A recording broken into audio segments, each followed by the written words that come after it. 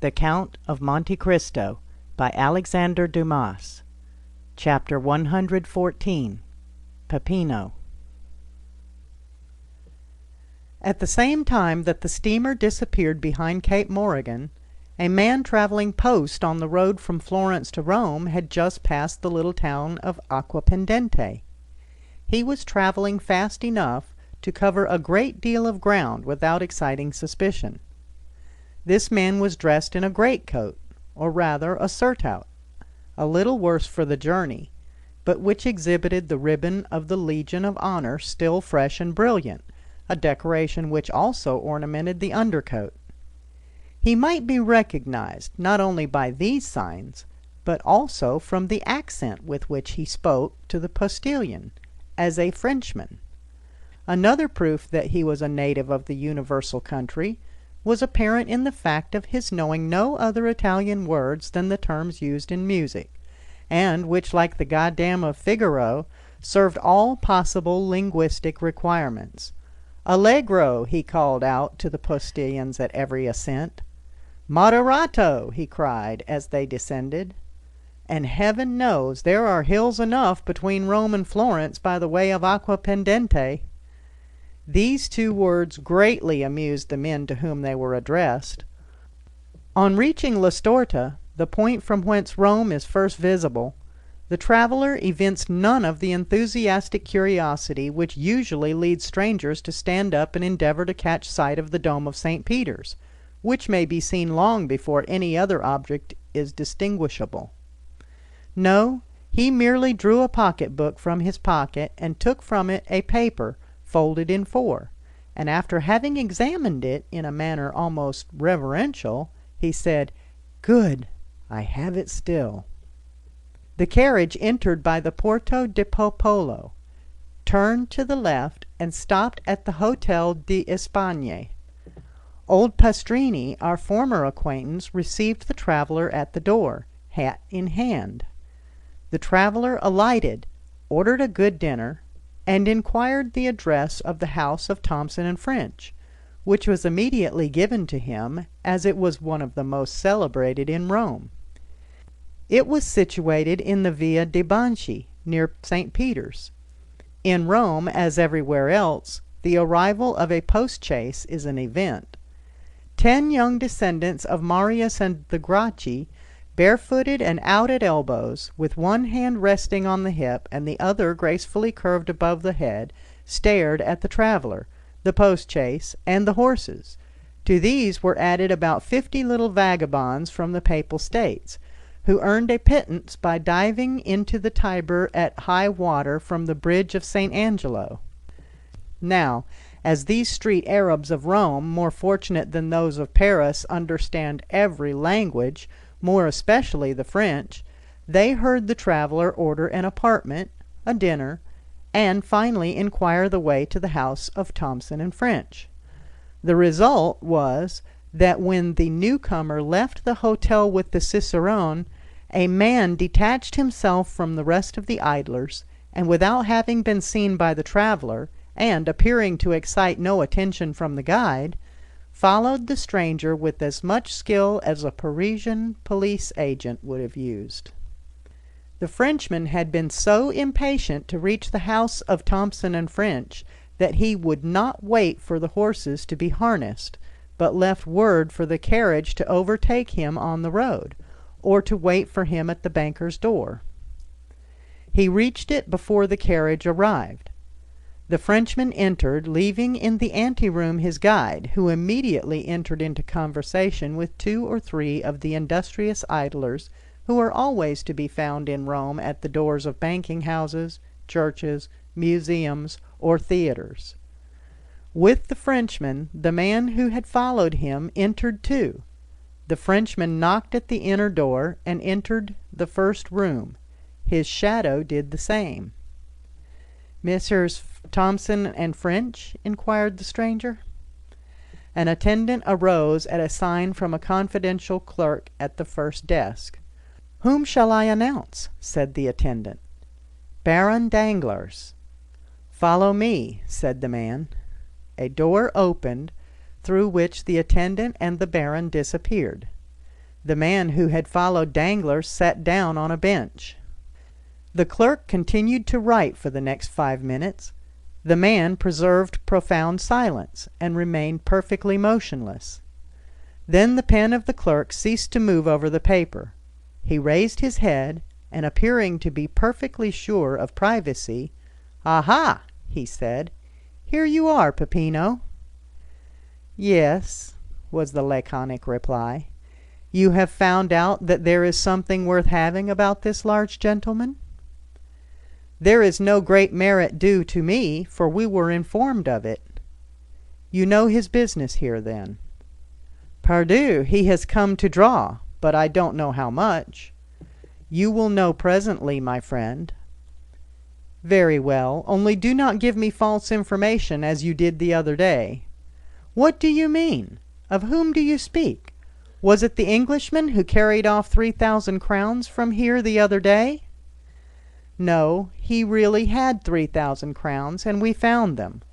I mean the Russian prince, who you said had 30,000 livres, and we found only 22,000. You must have searched badly." "Luigi Vampa himself searched." "Indeed! But you must let me make my observations, or the Frenchman will transact his business without my knowing the sum." Peppino nodded, and taking a rosary from his pocket, began to mutter a few prayers, while the clerk disappeared through the same door by which Danglars and the attendant had gone out. At the expiration of 10 minutes, the clerk returned with a beaming countenance. "Well?" asked Peppino of his friend. "Joy! Joy! The sum is large." "5 or 6 millions, is it not?" "Yes, you know the amount." "On the receipt of the Count of Monte Cristo?" "Why, how came you to be so well acquainted with all this?" "I told you we were informed beforehand." "Then why do you apply to me?" "That I may be sure I have the right man." "Yes, it is indeed he. 5 millions. A pretty sum, eh, Peppino?" "Hush! Here is our man." The clerk seized his pen, and Peppino his beads. One was writing, and the other praying, when the door opened. Danglars looked radiant with joy. The banker accompanied him to the door. Peppino followed Danglars. According to the arrangements, the carriage was waiting at the door. The guide held the door open. Guides are useful people, who will turn their hands to anything. Danglars leaped into the carriage like a young man of 20. The cicerone reclosed the door, and sprang up by the side of the coachman. Peppino mounted the seat behind. "Will your Excellency visit St. Peter's?" asked the cicerone. "I did not come to Rome to see," said Danglars aloud. Then he added softly, with an avaricious smile, "I came to touch." And he rapped his pocket-book, in which he had just placed a letter. "Then your Excellency is going—" "To the hotel." "Casa Pastrini," said the cicerone to the coachman, and the carriage drove rapidly on. 10 minutes afterwards, the Baron entered his apartment, and Peppino stationed himself on the bench outside the door of the hotel, after having whispered something in the ear of one of the descendants of Marius and the Gracchi, whom we noticed at the beginning of the chapter, who immediately ran down the road leading to the capital at his fullest speed. Danglars was tired and sleepy. He therefore went to bed, placing his pocket-book under his pillow. Peppino had a little spare time, so he had a game of mora with the facchini, lost 3 crowns, and then, to console himself, drank a bottle of Orvieto. The next morning Danglars awoke late, though he went to bed so early. He had not slept well for 5 or 6 nights, even if he had slept at all.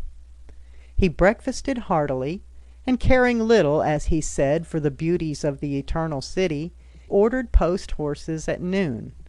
But Danglars had not reckoned upon the formalities of the police and the idleness of the posting-master.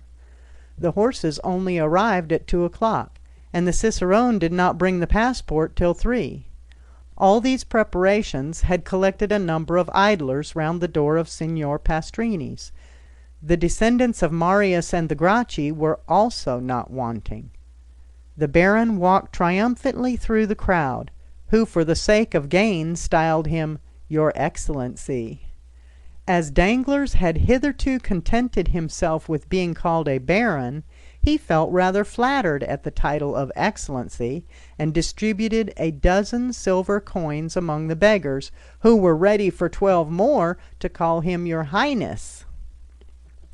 "Which road?" asked the postilion in Italian. "The Ancona road," replied the Baron. Signor Pastrini interpreted the question and answer, and the horses galloped off. Danglars intended travelling to Venice, where he would receive one part of his fortune, and then proceeding to Vienna, where he would find the rest. He meant to take up his residence in the latter town, which he had been told was a city of pleasure. He had scarcely advanced 3 leagues out of Rome when daylight began to disappear. Danglars had not intended starting so late, or he would have remained. He put his head out and asked the postilion how long it would be before they reached the next town. "Non capisco," do not understand, was the reply. Danglars bent his head, which he meant to imply, "Very well." The carriage again moved on. "I will stop at the first posting-house," said Danglars to himself. He still felt the same self-satisfaction which he had experienced the previous evening, and which had procured him so good a night's rest. He was luxuriously stretched in a good English calash with double springs. He was drawn by 4 good horses at full gallop. He knew the relay to be at a distance of 7 leagues. What subject of meditation could present itself to the banker, so fortunately become bankrupt?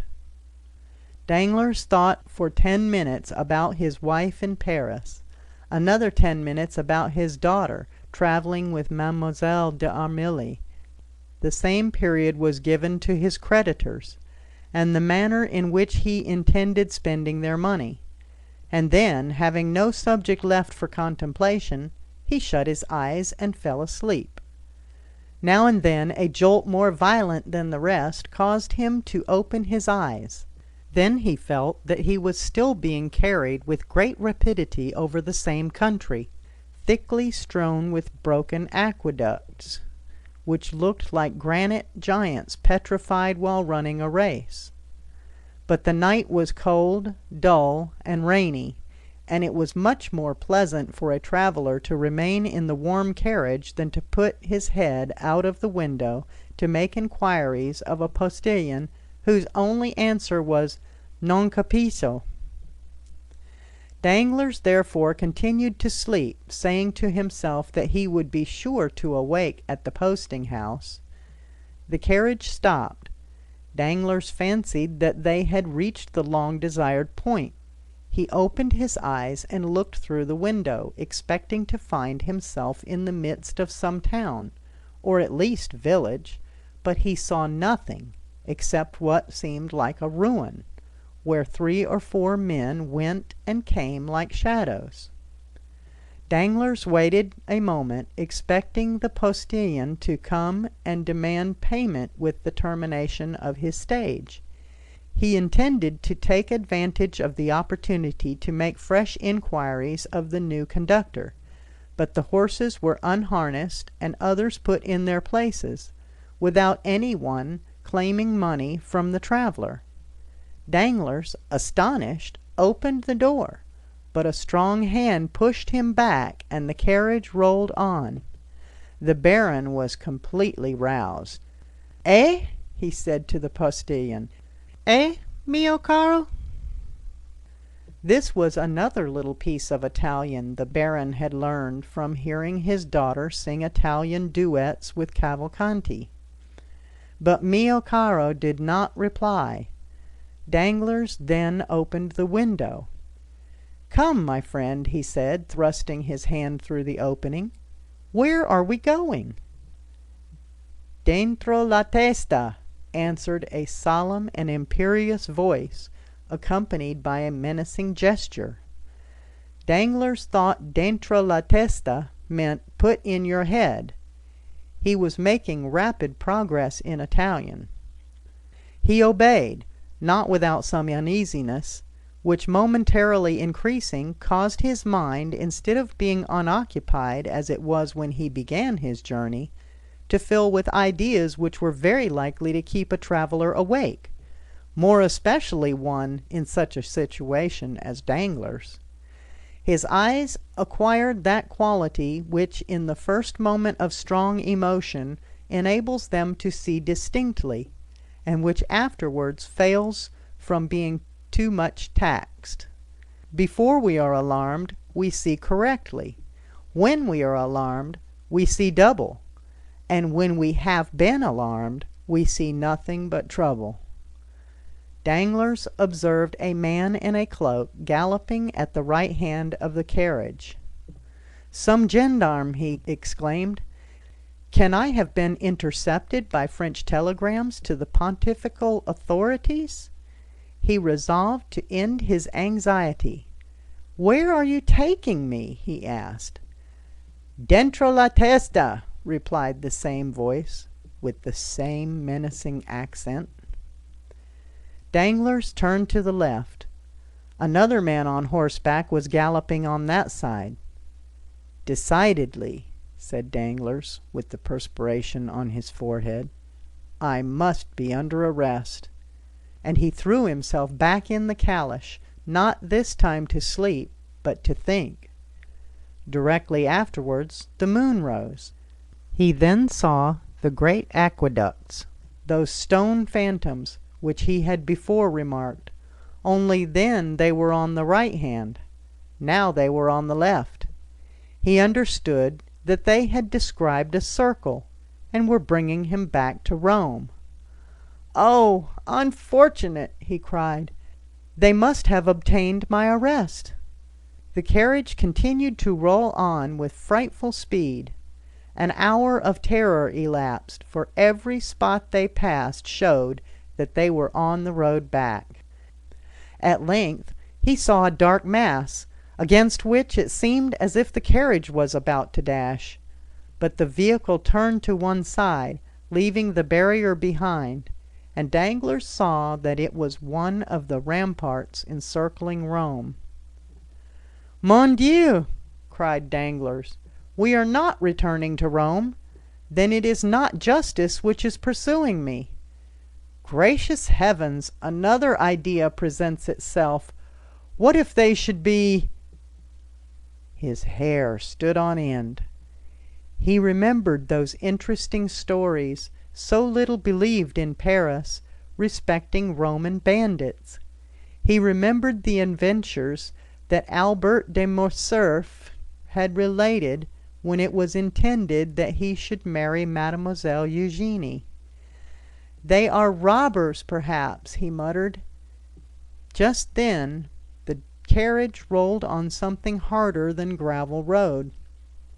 Danglars hazarded a look on both sides of the road, and perceived monuments of a singular form, and his mind now recalled all the details Morcerf had related, and comparing them with his own situation, he felt sure that he must be on the Appian Way.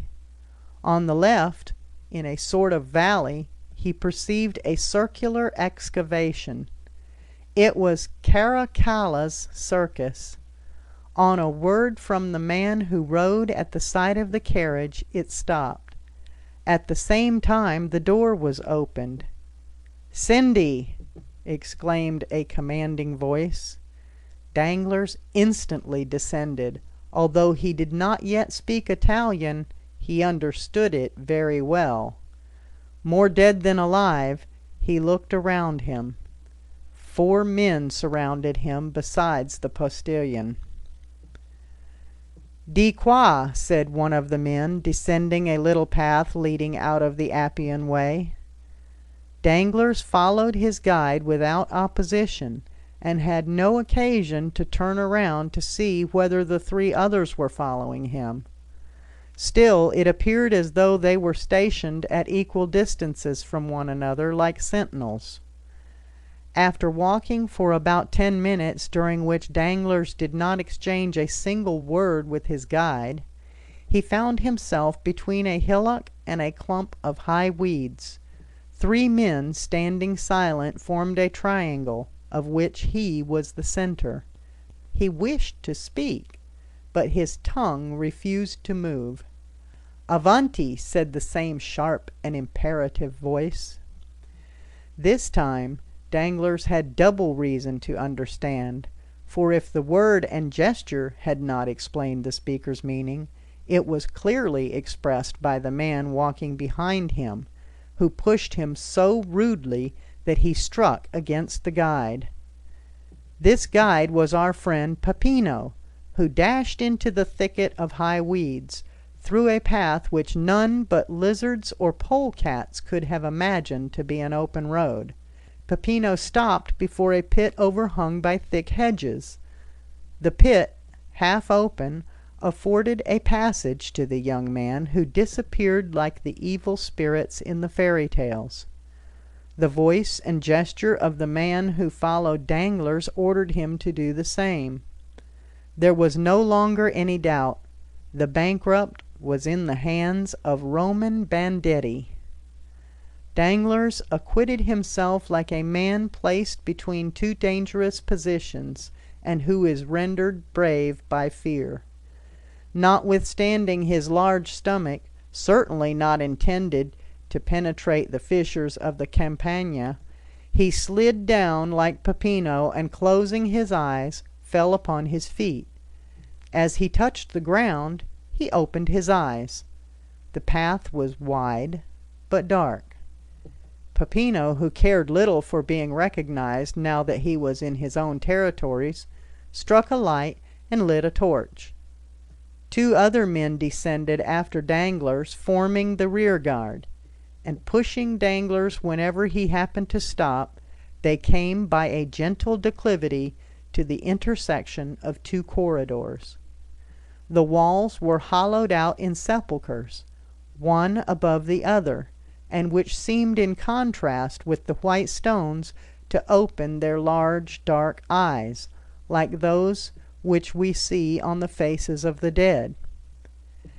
A sentinel struck the rings of his carbine against his left hand. "Who comes there?" he cried. A friend, said Peppino. "But where is the captain?" "There," said the sentinel, pointing over his shoulder to a spacious crypt hollowed out of the rock, the lights from which shone into the passage through the large arched openings.